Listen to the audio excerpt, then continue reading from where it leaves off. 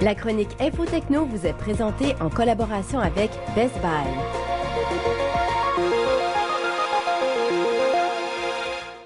Pierre-Yves, bonjour.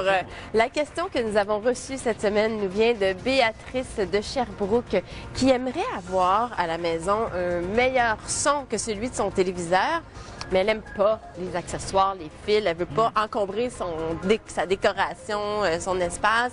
Elle veut pas non plus investir dans un système de cinéma maison. Elle cherche une solution abordable et propre.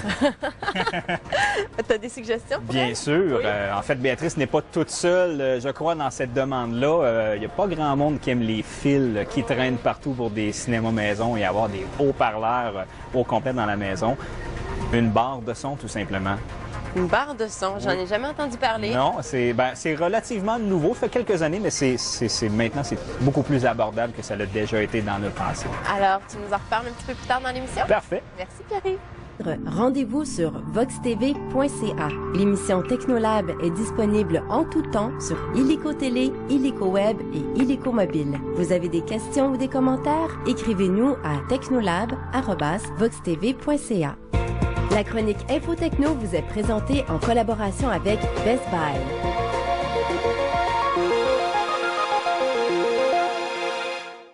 Pierre-Yves, on revient avec cette question que nous avons reçue de Béatrice de Sherbrooke qui cherche à améliorer le son de son téléviseur sans encombrer son environnement, sans investir dans un système de cinéma maison.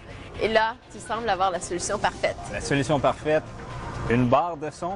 C'est ça ici, C'est alors? ça, une barre de son. D'accord. C'est un haut-parleur rectangulaire. Exactement.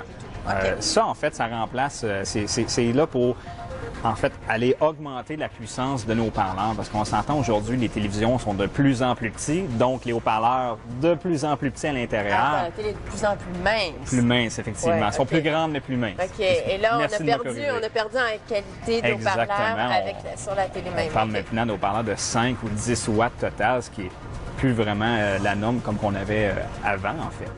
Là-dessus, on va chercher quoi comme En wattage? fait, la barre de approximatif? son, ça va dépendre d'une marque à l'autre. On peut aller chercher même du 100, 150 watts là, de puissance, qui est beaucoup mieux, en fait, que nos simples haut-parleurs du téléviseur. La barre de son, en fait, se branche très facilement. On prend tout simplement la sortie audio de notre téléviseur. On l'envoie dans la barre de son. Tour est joué. tout? C'est tout. Ça va être contente, Béatrice. Ben Ça oui. Pas besoin de branchement. Un pas seul de petit fil presque. qui est la majorité du temps, tout dépendant du fabricant de la barre de son, inclus dans la boîte. Mais justement, tu parles de fabricant. Est-ce que c'est important que la marque de ta barre de son soit la même que celle de ton téléviseur? Non, pas Non. du tout. On peut avoir une facilité au niveau des télécommandes en tant que telles. Si on utilise, exemple, une télévision LG, on va prendre une barre de son LG. Toutes les compagnies de téléviseurs fabriquent ou à peu près tous leur propre barre de son.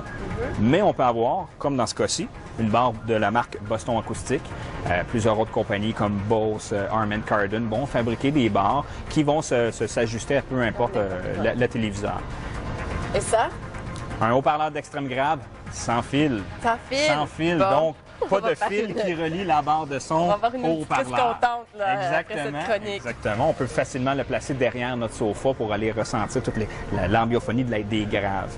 Mais c'est super le fun. Donc, on améliore quand même la qualité sonore. Effectivement. On n'est pas dans l'ambiance cinéma maison. On C'est fait ça. le compromis, mais on a des bonnes bases. C'est ça. Bonnes bases. De la manière que ça fonctionne, en fait, notre haut-parleur ici, on peut enlever le grillage.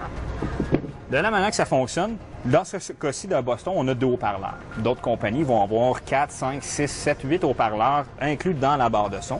Ça utilise en fait tout simplement l'ambiophonie de nos murs. Donc, on envoie des projections de son sur nos murs pour avoir une ambiophonie complète sans nécessairement avoir des haut-parleurs tout le tour de nous avec des fils à n'en plus finir. Et que je suis curieuse ici, là. Ah, ça, c'est que des contrôles. C'est que des contrôles. Qu'on pourrait retrouver sur la télécommande. Exactement. Aussi, ces contrôles locaux. Dans le cas de Boston et même d'autres compagnies comme Harman Kardon, ils ne viennent pas de télécommande. Ah, Donc, à ce moment-là, on va prendre tout simplement notre télécommande de notre téléviseur ou encore même la télécommande de notre décodeur illico. Ça se programme? Et on programme la télécommande exactement. Donc, quand on va faire le bouton volume sur notre télécommande, au lieu d'augmenter le volume de la télé, ça augmente le volume de la barre de son. Ben, c'est mieux que ça vienne. Ceux qui viennent avec une télécommande, moi, je déteste en avoir. Je suis certaine que Béatrice est comme moi, elle aime ça propre. Ben oui, il n'y a personne qui aime ça avoir plein de manettes. Alors, est-ce que toutes les barres de son peuvent se reprogrammer dans la télécommande? Les barres de son de autres compagnies que notre téléviseur, oui. Ouais. Ceux qui sont faits pour notre compagnie de téléviseur, qui ont la même marque, eux vont utiliser la même télécommande que celle de notre téléviseur. Donc, il n'y a pas de programmation en tant que telle à faire.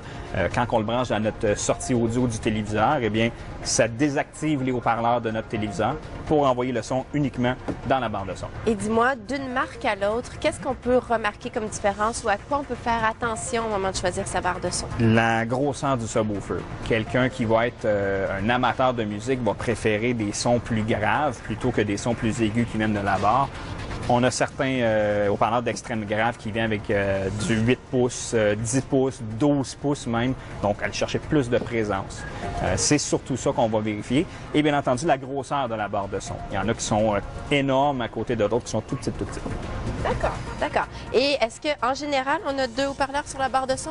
L'exemple que tu as donné, est-ce que c'est fréquent ou c'est... On peut en avoir jusqu'à, comme je dis, 10, tout dépendant de la compagnie qui va utiliser. Dans ce cas-ci, on a un haut-parleur qui est quand même assez large. Il y a d'autres compagnies qui vont utiliser des petits haut-parleurs, mais distribués différemment dans la barre de son pour avoir une ambiophonie différente à ce moment-là.